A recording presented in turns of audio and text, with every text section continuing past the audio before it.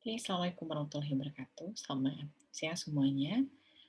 Kali ini kita akan lanjutkan materi yang berikutnya. Kemarin kita habis bahas yang remeasurement, dan hari ini kita akan bahas yang translation of financial statement. Sebelumnya, saya mau buka dulu PPT-nya ya.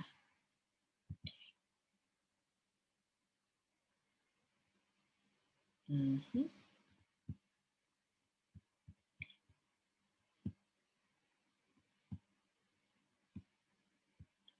Nah,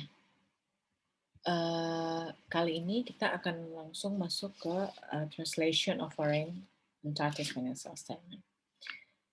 Jadi, seperti yang kemarin sudah saya jelaskan, eh, translation ini berhubungan dengan ketika perusahaan anak menggunakan functional currency yang ada di negara di mana anak perusahaan anak itu berada, kemudian mereka harus mentranslate currency yang ada dalam financial statement mereka ke dalam reporting currency perusahaan induk. Jadi dalam hal ini misalnya reporting currency dari perusahaan induknya itu adalah US dollar. Oke? Okay? Nah, jadi kalau misalnya functional currency-nya other than kecuali US dollar, berarti harus ditranslate ke US reporting currency dengan menggunakan apa? Current rate method. Jadi sebelumnya ada 3 metode kan, current rate, non-monetary method, dan satu lagi ada current atau non-current method. Nah, apa saja rate yang digunakan? Rate yang digunakan itu ada 3, ada current rate, historical rate, dan average rate. Current rate itu sendiri adalah semua nilai yang ada di balance sheet kecuali owner's equity dan di dalam income statement seperti all revenue, expenses. Nah, itu tidak menggunakan current rate. If practical dibilang, jadi sesuai dengan kondisinya. Kalau misal historical rate itu menggunakan historical rate untuk owner's equity, sedangkan average rate itu untuk all other revenue and expenses. Nanti kita akan lihat contohnya, jadi teman-teman bisa melihat gambarannya. Nah,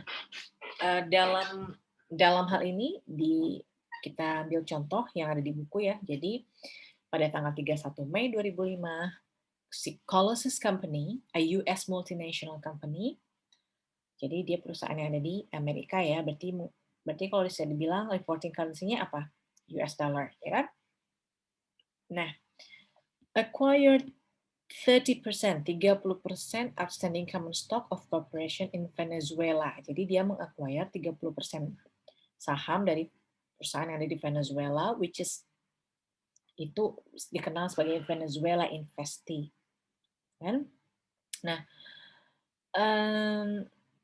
jadi di sini dibilang bahwa walaupun katanya the investment of Colossus enable it to exercise influence over operation, jadi maksudnya um, karena dia tidak sepenuhnya memiliki begitu sehingga si Venezuela Investee ini functional currency-nya itu adalah Bolivar. Jadi dia functional currency-nya bukan nggak sama berarti kan ya sama reporting currency. Nah, karena functional currency-nya tidak sama dengan reporting currency, makanya perlu ditranslate financial statement-nya. Nah, di situ dibilang Colossus acquire investment in Venezuela investee for 600,000 Bolivar, Venezuelan Bolivar, which Colossus acquire at the selling spot. Jadi dia memperoleh dengan menggunakan spot rate pada saat itu adalah $0,25 untuk satu Bolivar. Sehingga jadinya untuk dolar ketika kita menghitung dalam dolar itu adalah senilai $150.000. Jadi dalam hal ini out of pocket cost of the investment may be disregarded. Jadi nilai-nilai yang biaya-biaya yang out of pocket ketika meng-acquire investment itu diabaikan. Oke. Okay?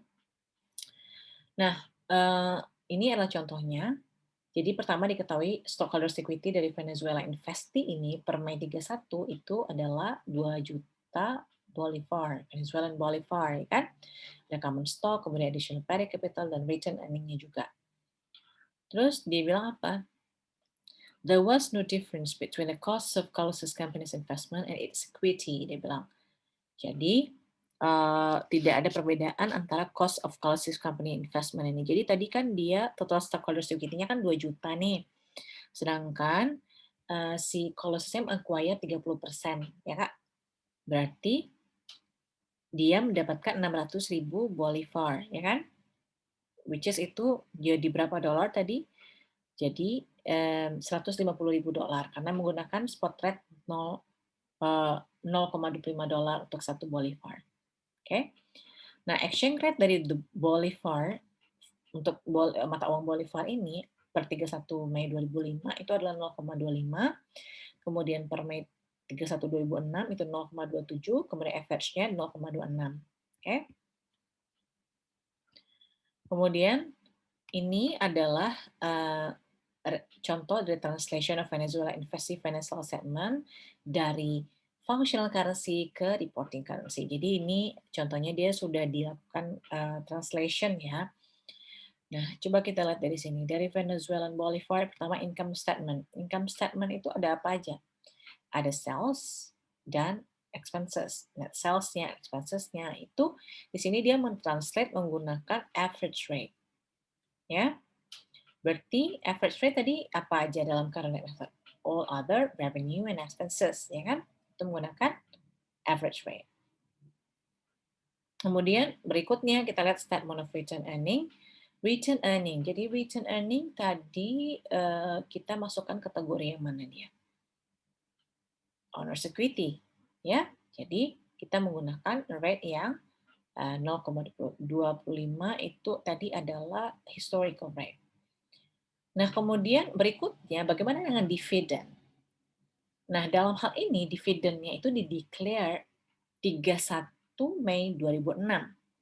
Berarti kira-kira kita apakah bisa menggunakan rate yang historical juga dalam hal ini? Dia baru dideclare 31 Mei 2006. Nah, kalau misalnya baru dideclare pada saat itu, ya kita nggak mungkin menggunakan rate yang lama, ya nggak? Berarti kita gunakan rate yang mana? Current rate pada saat dideclare itu dia, karena kan kita mencatatnya financial statement-nya pada 31 Mei 2006 kan? Nah, berarti kita catat 0,27 yaitu current rate-nya. Nah, kemudian kita lanjut balance sheet. Balance sheet memang itu ada aset, liability, dan stockholders equity. Jadi tadi untuk current rate, yang menggunakan current rate itu adalah apa aja? All balance sheet amount, dia bilang, ya nggak? Dalam balance sheet amount itu berarti, tapi other than owner's equity, kan dijelaskan tadi kan? Berarti mulai dari aset, liability, itu semuanya menggunakan apa? Current rate, ya kan? Nah, tapi kalau untuk yang owner's equity yang lain itu menggunakan historical rate, yang poin nomor 2. Ya, jadi kayak gitu. Nah, lanjut. Nah, ini adalah penjelasan dari yang tabel yang tadi. Jadi dia bilang, in the review, ini dijelaskan all asset liability ditranslate dengan current rate, kemudian the paid in capital amount, dan beginning return earning itu ditranslate dengan historical rate, kan? Kemudian the average rate for the year ended 31 Mei itu menggunakan ditranslate all revenue expenses menggunakan average rate. Kemudian a balancing amount dibilangkan foreign currency translation. Jadi itu nantinya akan dicatat di adjustment sebagai other comprehensive incomes dalam section of translated balance sheet. Nah, selanjutnya jadi diperlukan pencatatan oleh pihak investor ya pada saat dia meng-acquire saham dari si Venezuela, ya kan?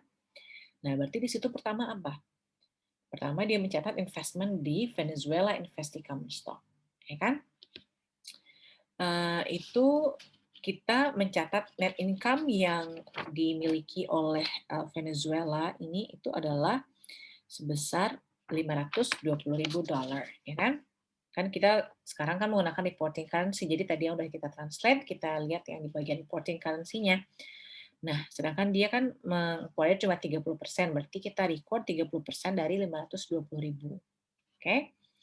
Nah, begitu juga dengan foreign currency translation adjustment-nya yang kita dapatkan 60.000 tadi dinilai di translated-nya. Nah, itu kita kali 30% juga. Nah, selanjutnya dividen. Jadi dividennya tadi dia menjelaskan dia ada dividen sebesar 162, ya, $162.000. Jadi kan karena ini pencatatan oleh si investor atau si US company gitu, jadi dia catatnya dalam dolar patokannya dikali dengan 30%. Oke, jadi dividennya yang diterima itu mempengaruhi investmentnya dia di Venezuela Investee Common Stock. Oke. Nah, berikutnya yang perlu kita prepare adalah apa? Investment in Venezuela Investee. Jadi, Colossus Company ini mempersiapkan ledger account yang yang judulnya nanti itu tentang investment di Venezuela Investee Common Stock. Oke. Nah, untuk selanjutnya teman-teman silahkan kerjakan latihan ini selama lebih kurang 20 menit ya. Kemudian langsung di-upload jawabannya ke iLearn. Oke, selamat mengerjakan ya.